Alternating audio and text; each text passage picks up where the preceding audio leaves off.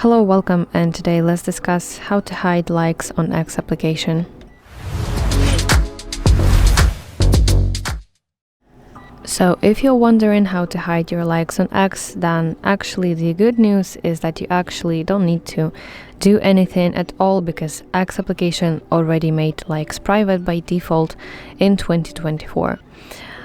So open X and tap your profile picture in the top left and access your profile.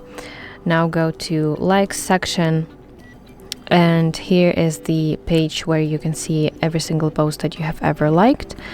And actually only you can see this tab because it's 100% private. Other users, including your followers, cannot access this likes tab anymore.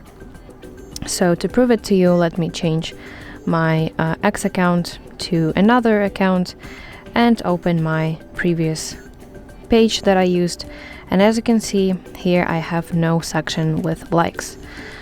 Yes, but here's a little catch that sometimes posts that you like may still show up in the followers feed. So on the homepage at the top you should see following section, and if you enter here you can see posts that people who you follow liked, and someone can see some kind of post that you liked and with a note that this user liked this post.